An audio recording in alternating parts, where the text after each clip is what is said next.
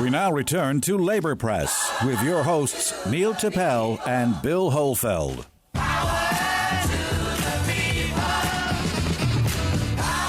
Welcome back to Labor Press's Blue Collar Buzz here on AM 970. I'm your host, Joe Maniscalco.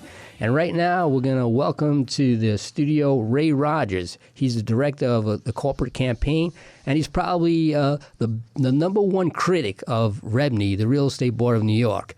And Ray, you were here a couple months ago talking about your efforts to bring REBNY to heel. Talk about some of the progress that you've made. Well, being election year, the time, right now we have 31 candidates who were running in the primaries, and 16 of them are still running in the general election, who have basically holding up a brochure we have called Beware of REBNY, Real Estate Bullies Plaguing New York. Now, your listeners can take a look at this brochure and download it by going to our website, StopREBNYBullies.org. And if they want to contact me and talk to me about it, I can be reached at 718-852-2808. But yeah, you have political candidates from, we had 3 of the mayoral candidates, including Sal Albanese, who's still in the running. If you go to our website, you'll find all these candidates holding up this brochure, rebuking REBNY. They understand that REBNY has really undermines the political process in this state. We call it dirty money, pay to play, whatever you want to call it.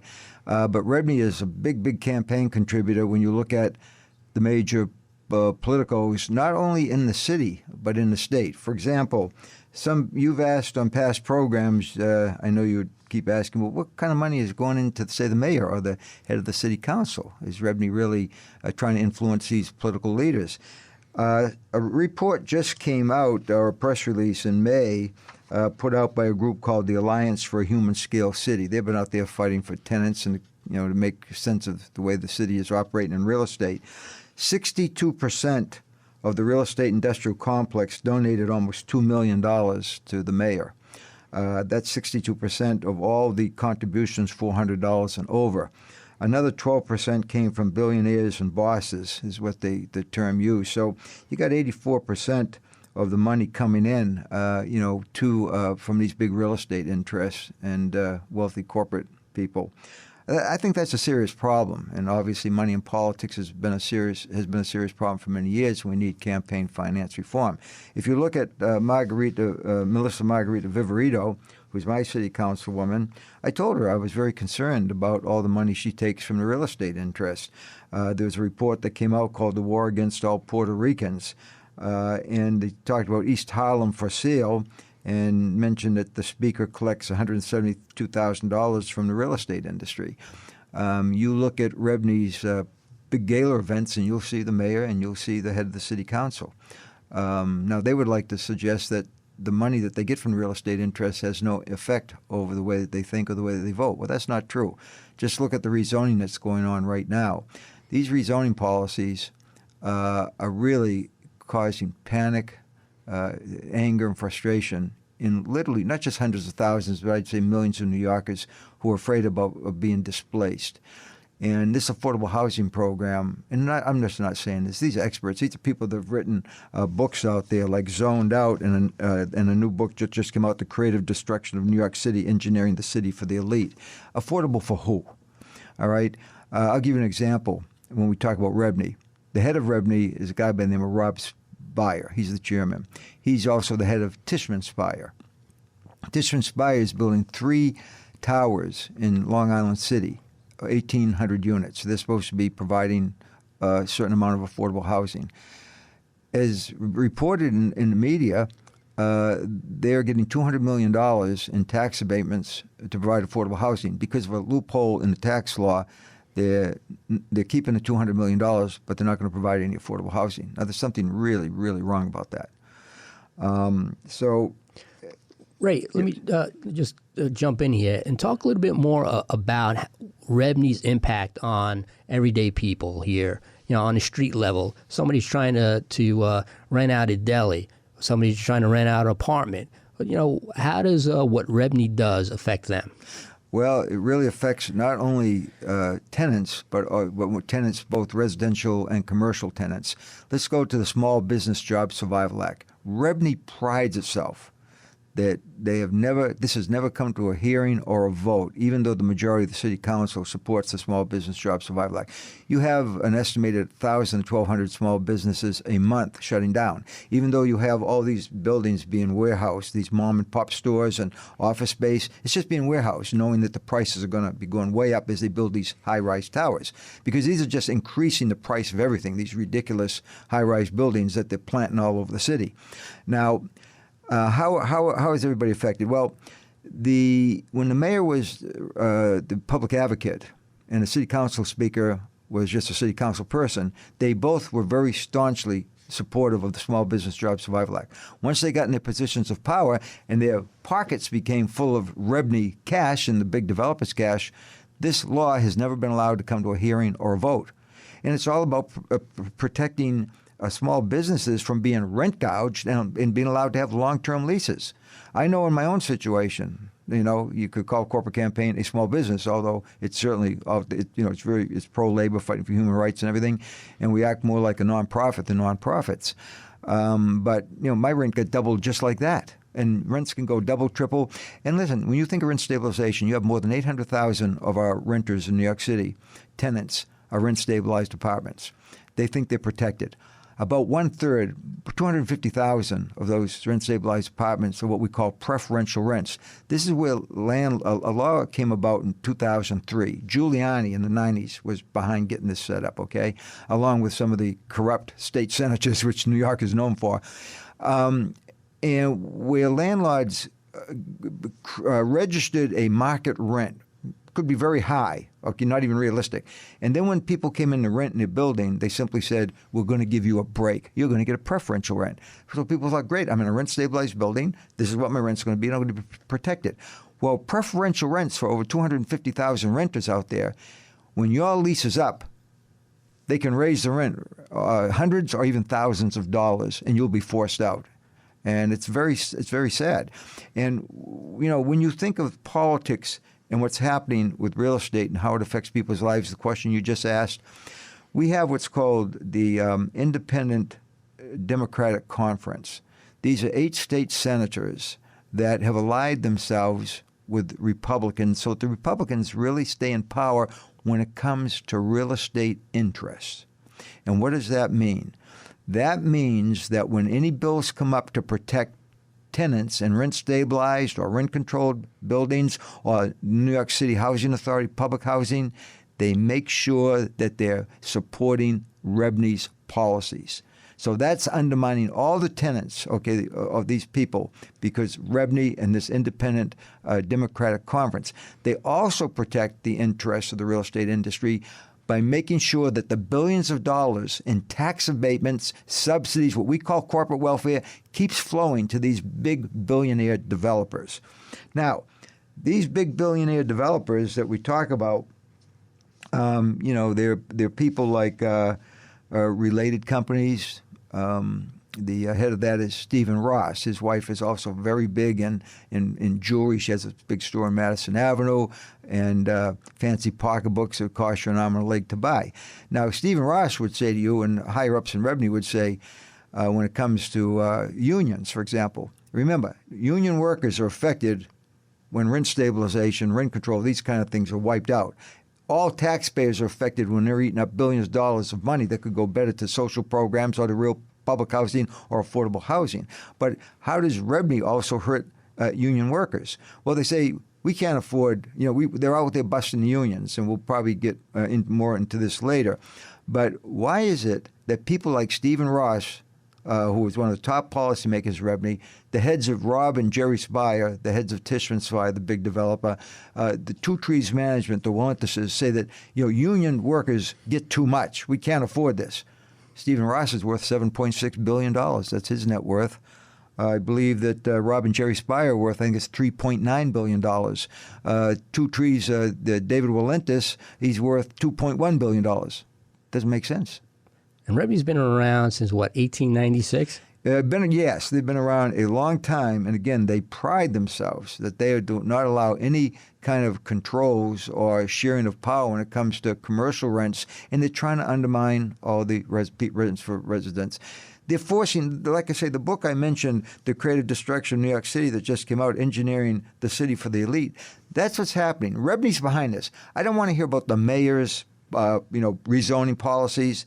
These are REBNY's policies, and they tell our mayor and they tell the head of the city council, this is what we want, and they comply because they're getting their pockets full of REBNY cash. It's as simple as that. It's politics, okay? I'm not saying that, look, I thought this was going to be the greatest mayor this city ever saw, great city council speaker, all right? Because I liked what they said on social policies. But then as I watch things go on, they see the way that the real estate industry has control. They're puppets. Then I have a real problem. Because these housing policies, the so-called affordable housing, it just is not working. And what's happening to the labor unions in the construction industry? You used to have 85, 90% union. Now it's, 30 to 50%. Right. Open shop, forget it. REBNY wants all open shop. And for people, well, I think your listening audience probably understands, but a closed shop is where that people working under union contract on these very dangerous jobs, the safety is protected, the working and wage conditions are protected, okay? REBNY, it's almost all open shop now. Right. But REBNY itself is a closed shop, by the way. Ray, I want to stop you there. We're gonna continue this conversation at the other side of this break. But right now, we're gonna break for a couple of minutes, and we want you all to come back here on AM 970 Blue Collar Buzz with Ray Rogers and talking about REBNY. You're listening to Labor Press on AM 970, The Answer.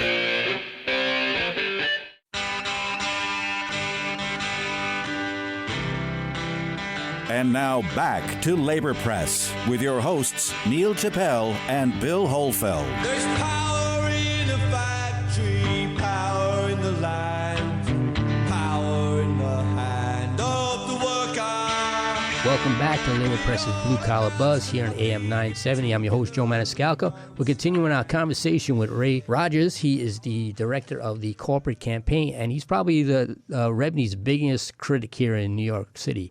And Ray, one of the things you've done to try to educate people about the Real Estate Board of New York and the kind of power and influence they have over politics in the city is you produced an animation called REBNY Bullies.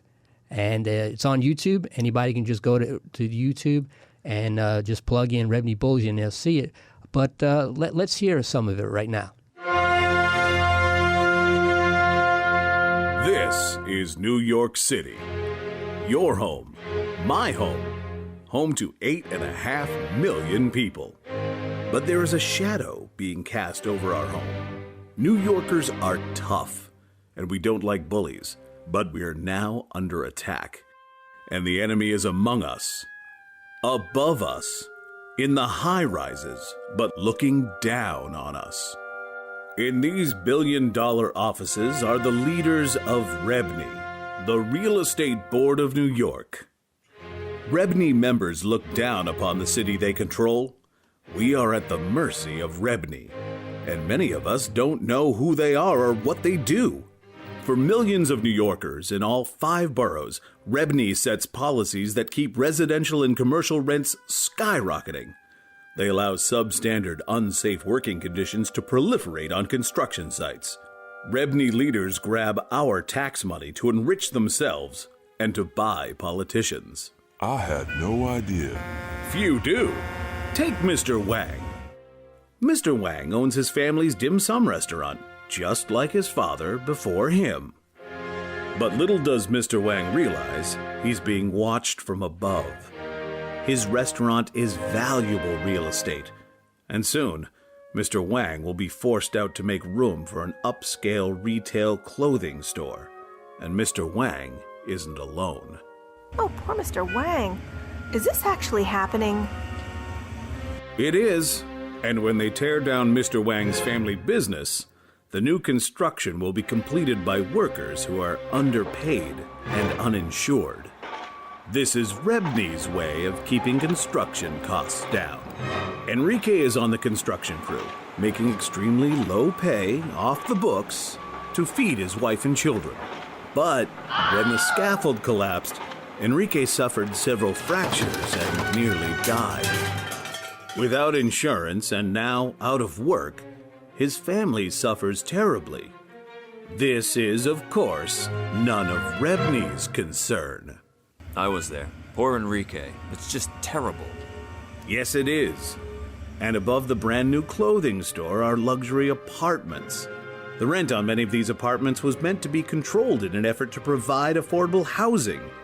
But billionaire REBNY members had other plans. They applied for construction tax abatements to provide some affordable housing units. Then decided there would be no affordable housing units after all. But they kept the tax breaks anyway. That is so wrong. Yes, it is. And what's worse is the way the new tenants' rent is being spent. In fact, millions of New Yorkers who rent and buy from REBNY members contribute without knowing it to funding political corruption and investments in big business, including big tobacco. Did you hear that? Big tobacco.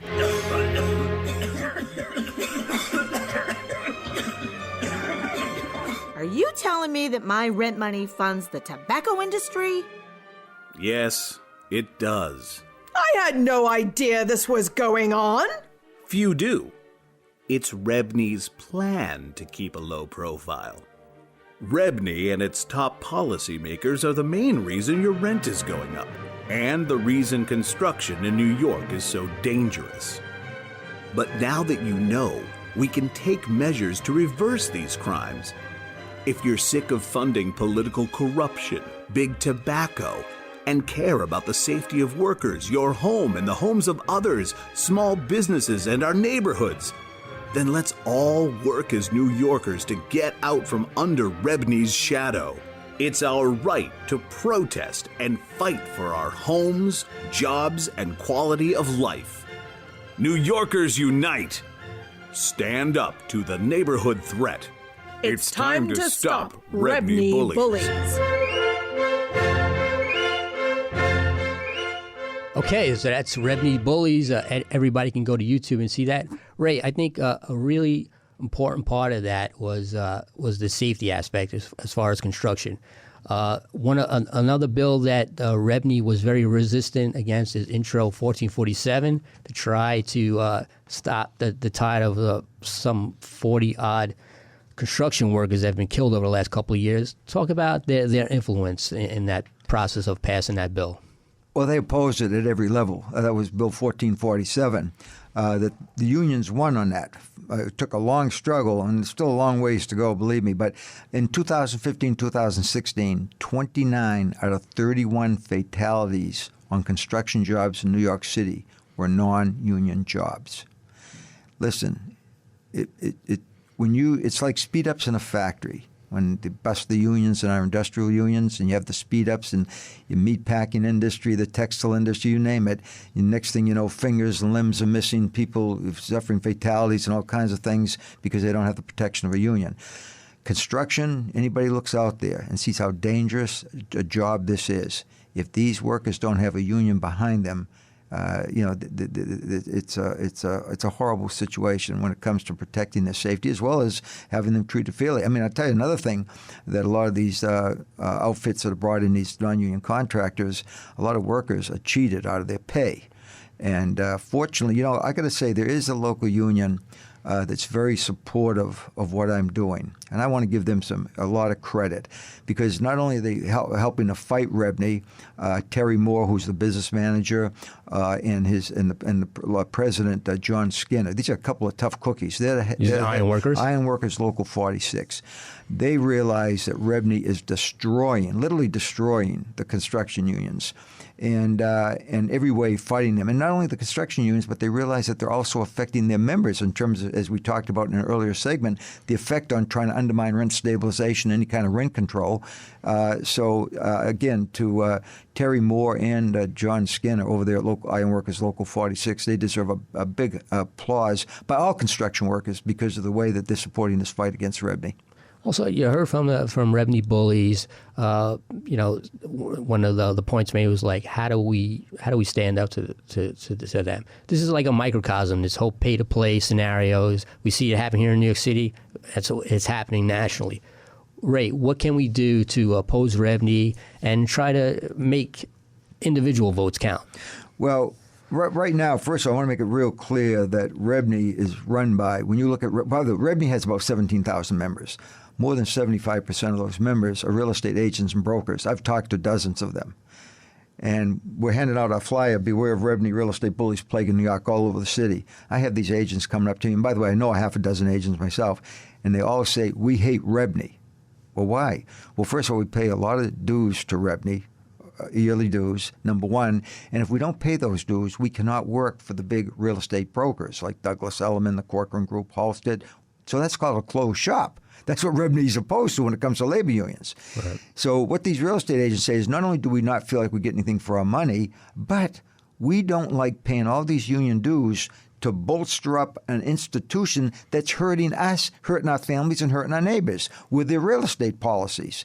And in fact, REBNY is controlled by a bunch of billionaire developers who I call racketeers and bullies, because that's what they are. They're racketeers and bullies. There's no other way I can describe these people. And again, when I talk about the head of related company, Stephen Ross, when I talk about Tishman Speyer, Rob and Jerry Speyer, when I talk about the Two Trees Management, Jed and David Walentis, Bill Rudin, who's going to become the next head of REBNY, okay? Believe me, he fits in with the rest of these people, all right? He comes from one of the 60th wealthiest families here in the country. When you talk about Gary Barnett of Exdell Development, known for creating the poor doors, you know, when you have these affordable housing, people who pay less money should have a special entrance so they don't mix up with the wealthier people. Well, that was outlawed. And, of course, we can't forget a guy like Ron Moelis with the New York State Affordable Housing Group, in terms of what he's doing in public housing and his close relationship with Alicia Glenn, who's a deputy mayor, and how the deputy mayor makes sure Ron Moelis is able to begin to privatize more and more of our public housing properties, number one, and make sure that the tax abatements keep flowing into them. But how can people, fight back? Number one, phase one of our campaign is to paint REBNY in the mind of the public as the racketeers and bullies they are. I've got to get through phase one. I need more labor support out there to get into phase 2 and 3, because then we're going to take on one of the major banks. There's 4 major banks behind REBNY. We're going to take on just one of them. All right. Then we're going to be taking on another area, phase 3, which focuses in on an area that I won't discuss right now, but when we get into these areas, you are going to see the demise of REBNY. It's no longer going to have the political dominance that it has today, and I believe that REBNY, yes, listen to me, labor unions and others out there concerned about what's happening with rent stabilization, REBNY can be made a thing of the past.